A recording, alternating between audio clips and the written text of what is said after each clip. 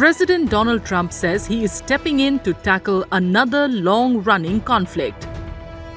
In a letter to Egyptian President Abdel Fattah al-Sisi, Trump said he is ready to restart U.S. mediation efforts between Egypt and Ethiopia. U.S. President Donald Trump has offered to mediate the long-running dispute between Egypt and Ethiopia over the Nile River waters, saying Washington is ready to restart talks on the controversial Grand Ethiopian Renaissance Dam. US President Donald Trump is back in mediator mode. From waging trade wars to issuing war threats, he has shifted his focus back to his peacemaking efforts. And the latest war he aims to end is one over water. Trump wants to resolve the Nile Dam dispute. እነዚህ ባለፈው 4 ቀናት በስፋት ከተሰራጩ ኢትዮጵያና ግብጽን ከተመለከቱ ዜናዎች መካከል ጥቂቶቹ ናቸው። በቬንዙዌላ፣ ግሪንላንድ፣ ካናዳ፣ ኢራን በመሳሰሉት ሀገራት ተበጥረው የከረሙ የመሰሉት ትራምፕ ከ6 ወራት በኋላ ስለ ኢትዮጵያ ዳግም ተናግረዋል። ይህ መልእክታቸው ግን ልክ ማድሮን ከያዙ በኋላ በኤርፎርስ አንድ በር ላይ ሆነው በቅንጡ ቤታቸው ውስጥ አሊያም በቃል አቀባያቸው ካርሎይና ሌቪት በኩል የተነገረ ሳይሆን ሴኮንዶች የሚወስደው ረጅሙ ፊርማቸው ባረፈበት ደብዳቤ በኩል የተላለፈ ነው። ትራምፕ ከመንፈቅ በፊት እንዳደረጉት አሁንም ከግብጽ ጎን ወግነው ኢትዮጵያ ላይ ጫና ለመፍጠር ደብዳቤ ጽፈዋል። የደብዳቤው መዳረሻ አልሲሲ ቢሆኑም ኢትዮጵያም በግልባጭ እንዲደርሳት ሆኗል። ሰውየው ከዚህ ቀደም እጅግ የተሳሳተ መረጃ ሲያሰራጩ በኢትዮጵያ መንግስት በኩል በተለይም በጠቅላይ ሚኒስትሩ በኩል ምላሽ ባይሰጥበትም ህዝባዊ ድጋፍ ማስተባበሪያ ቢሮ ሀቁ ይህ ነው ያለውን መረጃ አውጥቶ ነበር። ለሰሞኑኛው የትራምፕ አደገኛ ደብዳቤ መንግስት እስካሁን ምላሽ አልተሰጠበትም። የአሜሪካ ውጭ ጉዳይ ሚኒስቴር ማርኮ ሩቢዮ ኒኮላስ ማዱሮ ከካርካስ ተይዘው ወደ ሀገራቸው ሲያመጧቸው በሰጡት መግለጫ ትራምፕ ያሉትን የሚፈጽሙ ይህንን አደርጋለሁ ካሉ የምር ሊወሰድ እንደሚገባ የሰጡትን ማስጠንቀቂያ በወሽመጥ በማስገባት ነገሩን ሰፋ አድርገን እንመልከተው። ዶናልድ ትራምፕ ባለፈው ሳምንት ያሰራጩት የታላቁ ኢትዮጵያ ህዳሴ ግድብ ዳግም ድርድር የመጀመር አቋም የኢትዮጵያ የምንጊዜም ባላንጣ እንደሆነች የሚነገርላት ግብጽ እንደምትደግፈው ትግል እንጂ ከዚህ ቀደም ተመሳሳይ ሀሳብ ቀርቦላት ውድቅ አድርገው ነበር። እሱም ጋዛን፣ ራፋንና ግድን ያገናኘው መላ ነበር። እስራኤል በጋዛ ደቡባዊ ክፍል ማቆያ ካምፕ ለመገንባት ያላትን እቅድ ግብጽ የምትደግፍ ከሆነ በምላሹ አሜሪካ በኢትዮጵያ ግድብ ውስጥ ጣልቃ ለመግባት ያቀረበችውን ሀሳብ ነው የግብጽ ባለስልጣናት ውድቅ ያደረጉት። የሀሳብ እስራኤል የጋዛን ህዝብ ወደ ራፋህ እንድታዘዋውር ግብጽ እንድትስማማ የሚጠይቅ መሆኑን በወቅቱ ከፍተኛ የግብጽ ዲፕሎማሲ ምንጮች ገልጸው ነበር። አንድ ከፍተኛ የአሜሪካ ባለስልጣን በታላቁ የኢትዮጵያ ህዳሴ ግድብ ላይ ያለውን ውዝግብ ለመፍታት ቆራጥ ጣልቃ ገብነት ብለው የጠሩትን ሀሳብ አቅርበው ነበር። በምላሹ ግብጽ በሚሊዮን የሚቆጠሩ ፍልስጤማውያንን ከራፋህ ድንበር አቅራቢያ በሚገኝ ካምፕ ውስጥ ለማቆየት የእስራኤልን እቅድ መደገፍ ይኖርባታል። ነገር ግን ካይሮ ይህን ሳትቀበለው ቀርታለች። ታዲያ አሁን ላይ አሜሪካ ላደራዳችሁ የሚለው አቋም ስታንጸባረቅ በምላሹ ለአሜሪካም ሆነ ለእስራኤል ምን ውለታ ልትውል እንደሆነ ከመላመት ውጪ በውል አልለየለትም። ዶናልድ ትራምፕ ባለፈው ሳምንት ይፋዊ ደብዳቤን ከማሰራጨታቸው መንፍቀ ዓመት አስቀድሞ በተከታታይ ግድቡን የተመለከቱ ሐሰተኛ መረጃዎችን ሲሰራጩ እንደከረሙ አይዘነጋም።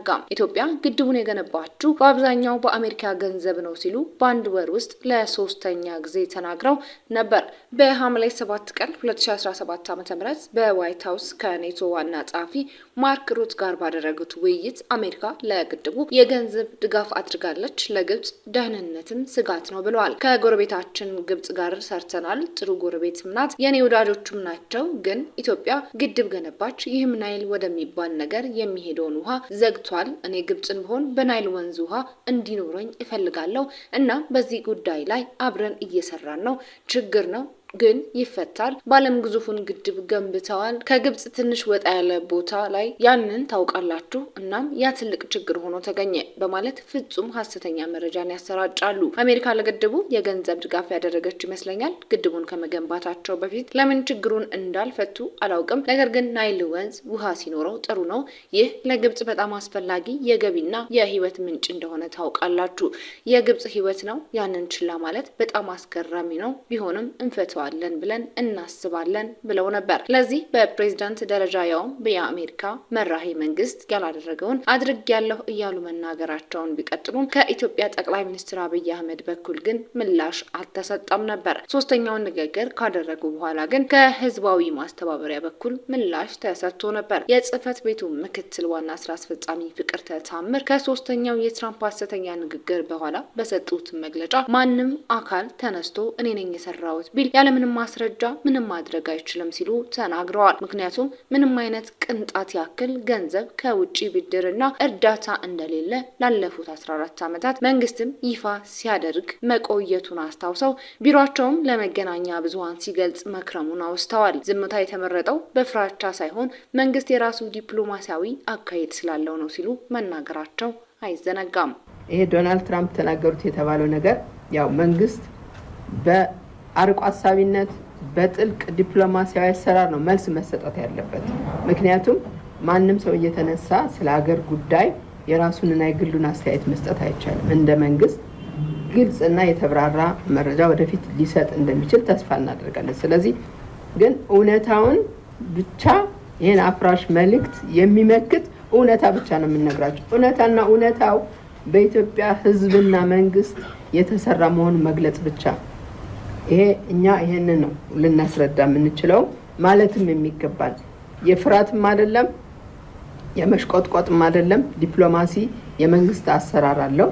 መንግስት በራሱ ጊዜና በሚፈልገው አይነት መልስ ይሰጣል። እምብዛም ስልጣን እንደሌለው የሚነገርለት ማስተባበሪያ ጽህፈት ቤቱ ይህን ቢልም ጠቅላይ ሚኒስትር አብይ አህመድ ግን ምላሽ አልሰጡም ነበር። ነገር ግን እርሳቸው ምላሽ መስጠት ይጠበቅባቸው ነበር የሚሉ አስተያየቶችም ነበሩ። ለዚህ በዋነኝነት የሚነሳው ከእርሳቸው ወደ ስልጣን መምጣት በኋላ የግድብ ኃይል የማመንጨት አቅም መቀነስ፣ የተርባይን ቁጥር መቀነስ፣ የመጠናቀቂያ ጊዜ መዘግየት የሚሉ ሲሆኑ ከዚህም ባሻገር ስልጣን በያዙ ጥቂት ወራት ካይሮ ሄደው ግብጽን አንጎዳም ሲሉ ለአልሲሲ ምለው መጥተዋል። ግድቡም ተሽጧል የሚል ትችት ሲቀርብ ነበር። ምንም እንኳን ተሽጧል ቢባልም ከዓመታት በኋላ ለዚህ ምላሽ የሰጡት የጦር ኃይሎች ጠቅላይ ኢታማዦር ሹም ብርሃኑ ጁላ ናቸው።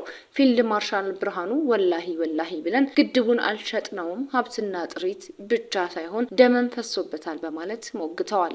ግድብ ወላሂ ብለን ለባዕዳን የሰጠነው ግድብ አይደለም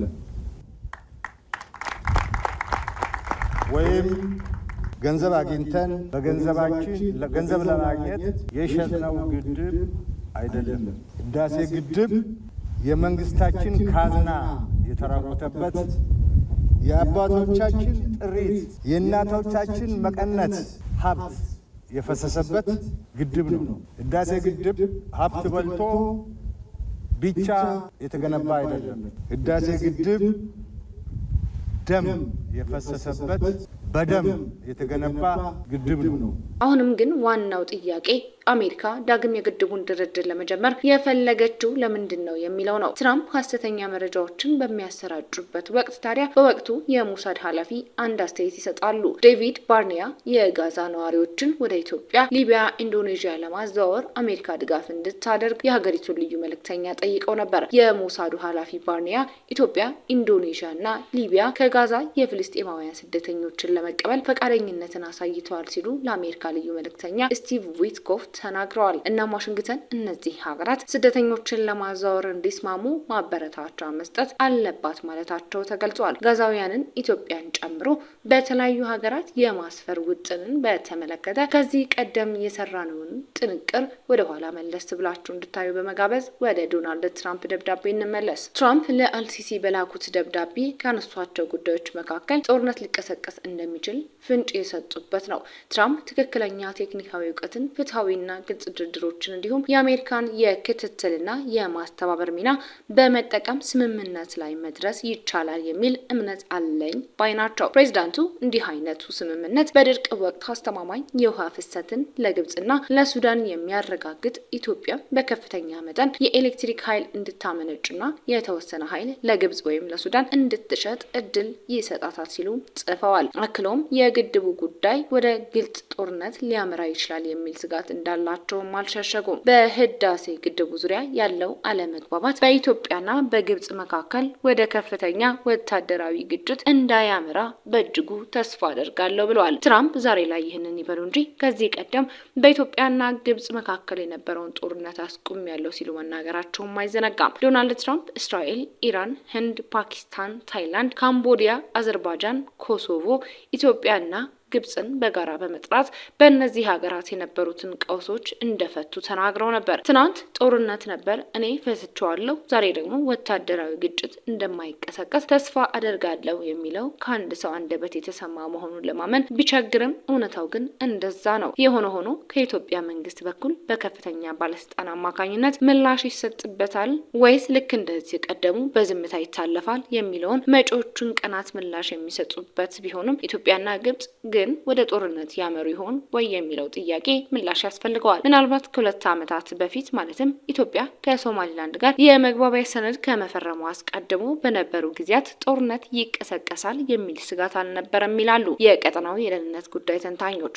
ምክንያቱም ሁለቱም ሀገራት የሚያዋስናቸው ድንበር ባለመኖሩ በቴክኖሎጂ በታገዘ በርቀት እንዳያደርጉት ደግሞ ኢኮኖሚያዊ አቅም ፈተና ሊሆን እንደሚችል ይገልጹ ነበር። ግፋቢል የውክልና ጦርነት ውስጥ ሊገቡ ይችላሉ ነበር በወቅቱ የሚሰጠው መላምት። ከመግባቢያ ስምምነት በኋላ ግን ግብጽ ኢትዮጵያን ከባለችም ይላሉ። ከሶማሊያ ኤርትራና ሱዳንም ጋር ወታደራዊ ስምምነቶችን ፈርማለች። እንደ ሶማሊያ ባሉ ሀገራት ደግሞ ልክ እንደ ኢትዮጵያ ወታደሮች እሷም ታስፈራለች። ስለዚህም ከ2 ዓመት በፊት ከነበረው ይልቅ ዘንድሮ ሁለቱ ሀገራት ወደ ጦርነት ሊያመሩ ይችላሉ የሚል ግምትን ያስቀምጣሉ። ይሁንና ራሳቸው ወታደራዊ ግጭት እንዳይነሳ የተናገሩት የትራምፕ ሀገር አሜሪካ የሚሆኑ ምዕራባውያኑ በሱዳን እርስ በርስ ጦርነት፣ በደቡብ ሱዳን ቀውስ፣ በሶማሊያ አልሸባብ፣ በኢትዮጵያ የውስጥ ግጭቶች ላይ ሌላ አዲስ ድንበር ተሻጋሪ ጦርነት እንዲቀሰቀስ ይፈቅዳሉ ወይ የሚለው ከግምት ውስጥ መግባት አለበት። ምክንያቱም ከነዚህ ሀገራት የሚፈናቀሉ ስደተኞች ወደ እነርሱ ያቀናሉና ነው።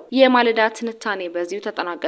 አዲስ ማለዳን ሰብስክራይብ፣ ላይክ እና ሼር ማድረግ አይዘንጉ። ጤና ይስጥልኝ።